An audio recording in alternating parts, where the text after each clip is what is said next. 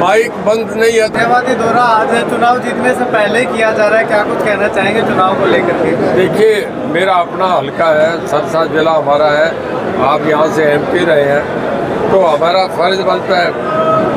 Workers के साथ इन्होंने जी जान से हमारा 2 महीने पूरा साथ दिया, तो वर्कर्स का धन्यवाद करने आए हैं। इन्होंने मेहनत करी, इनका थकेला उतर गया।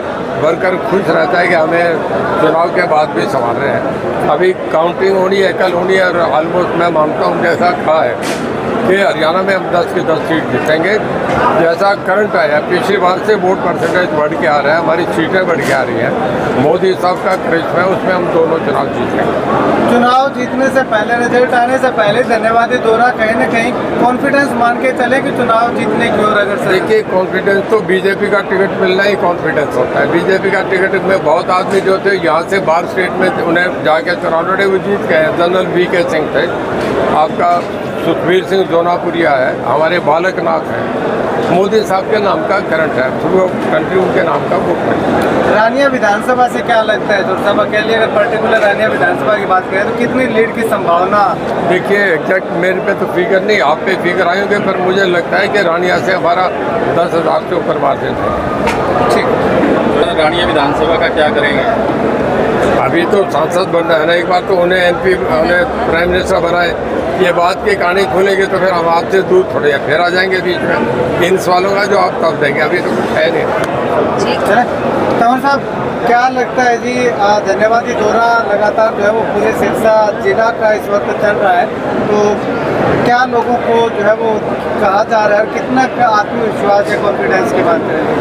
देखिए, पहले तो हम चौधरी साहब और हम शीर्ष नेतृत्व का आभार प्रकट करते हैं। मोदी जी का, नड्डा साहब का, अमित शाह जी का, मनोहर लाल जी, नायब सैनी जी, विप्लव जी, जिन्होंने इतना भरोसा हम लोगों के ऊपर जताया।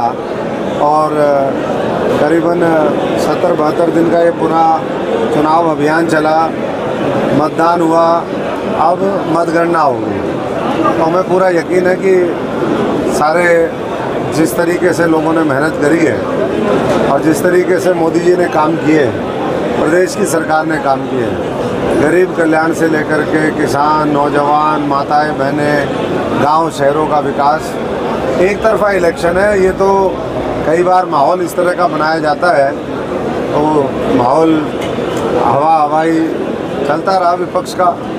अब जब वोट पड़ लिए हैं तो सबको पता है कि हम कहाँ खड़े हैं, वो कहाँ खड़े हैं। एग्ज़िट पोल भी आ गया, जो हम कह रहे थे कि 400 पार के नज़दीक पहुँचेगा मामला, और अधिकतर एग्जिट पोलों ने उसके नज़दीक वो किया है। और मोदी जी के नेतृत्व में तीसरी बार ये चुनाव पार्टी लड़ रही है, और हर चुनाव में पहले से बढ़ कर के वोट परसेंटेज भी, और मैं समझता हूँ कि सीट भी वो मिलेंगी। और तेज़ी के साथ हम पूरा हरियाणा में भी, सिरसा में भी, रानिया में भी और बेहतर काम करके दिखाएंगे। एग्जिट पोल की अगर बात करें तो एग्जिट पोल में सिरसा की जो सीट है उसको कहीं ना कहीं डैमेज दिखाई दे रही है, तो क्या लगता है? ऐसा मुझे नहीं लगता।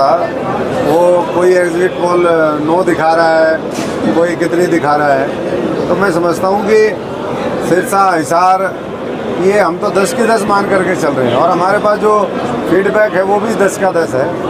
बाकी बहुत से मैनिपुलेशन होते हैं, बहुत लोगों ने झूठ का, अफवाह का, षड्यंत्रों का सहारा लिया, लेकिन अब क्या है, अब तो परसों इस समय तक तो सब लड्डू बांट रहे होंगे, स्थिति क्लियर हो जाएगी, और जो पहले छोड़ के भागे थे फिर भाग जाएंगे। तंवर साहब, सोशल मीडिया पे एक चर्चा चल रही है कि हरियाणा से 3 प्रत्याशी उन्होंने शिकायत दर्ज करवाई है बीजेपी हाईकमान को कि जिला अध्यक्षों ने या भाजपा के जो नेता है उन्होंने खिलाफत की है, तो उसमें आपका नाम भी आया। देखिए, चौधरी साहब भी यही हैं, मैं भी वहीं हूँ, हम भी वहीं बैठे थे। हमने तो ये कहा कि भाई जिस तरीके से काम हमारे और जो साथी हैं, कुछ साथी हो सकता है थोड़ा सा देरी से चले हो, पर ना तो इनकी तरफ से कोई शिकायत थी, ना मेरी तरफ से कोई शिकायत थी। हमने तो काम ये कहा कि बेहतरीन काम किया। ऐसे संगठनों ने, ऐसे लोगों ने बेहतरीन काम करके दिखाया, जो कभी भी मैं समझता हूँ कि वैसे करते नहीं थे। तो हम तो ऋणी हैं टिकट मिलने के लिए भी, पार्टी ने जो दी है, जिस तरीके से काम किया। हाँ, कुछ अधिकारियों की, कर्मचारियों की बात जरूर आई थी, और मैं समझता हूँ कि उनका काम है, संविधान जो उन्हें अधिकार देता है उसका वो ठीक से प्रयोग करके लोकतंत्र को मजबूत करें। वो अगर चुनाव बूथ पे बैठ करके किसी पार्टी का पक्ष लेंगे, वहाँ पर गड़बड़ करेंगे, तो ऐसे लोगों को तो चिन्हित करना ही चाहिए, वो चाहे किसी के लिए भी कर रहे हो। तो जो गलत है उसके लिए मैं समझता हूँ कि कार्रवाई बनती है। तो जो लोग ऐसी अफवाह उड़ा रहे हैं, जो चर्चा चला रहे हैं, उनके खिलाफ एक्शन वगैरह कुछ लिया जाए? एक्शन तो ये पता ही नहीं, अखबार छाप रहा है, अखबार से कोई सोर्स बताता नहीं, ना मैंने बताया ना इन्होंने कहा, तो अब अखबार वाले तो भाई आपके ऊपर कौन कार्रवाई करे? आप बताओ, अखबार वालों पे कौन कार्रवाई करे? आप भी एक मजबूत स्तंभ हो, अपनी अपनी जिम्मेदारी ढंग से निभाओ। मैं तो यही सबसे गुजारिश करूँगा और आपका भी धन्यवाद करूँगा कि 50-50, 52-52 डिग्री तापमान के अंदर आप लोगों ने भी बहुत मेहनत करी। कई बार दिमाग में गर्मी चढ़ जाती है, कई गड़बड़ भी लिख सकता है। ठीक है। एक भी आरोप लगे हैं कि पैसे का गबन करने का आरोप लगा है और इसके अलावा प्रत्याशियों की खिलाफत करने का आरोप लगा है, इस पे क्या कुछ कहें? वैसे तो आपने गलत इंसान से गलत जगह गलत सवाल किया है। इस बात का जवाब दोनों लोकसभा प्रत्याशियों ने दे दिया है और मैं आपके माध्यम से मीडिया से एक बात कहना चाहूँगी। लोग जब सुबह चाय का कप उठाते हैं और कप के साथ अखबार उठाते हैं तो बड़े भरोसे के साथ वो अखबार उठाते हैं। उनको ये लगता है, उनको विश्वास होता है कि जो अखबार में छपा है वो सच होगा। तो कृपया ऐसी गलत अफवाहें फैला के अपनी क्रेडिबिलिटी और अपनी जो एक सच्चाई है उसको ख़त्म ना करें।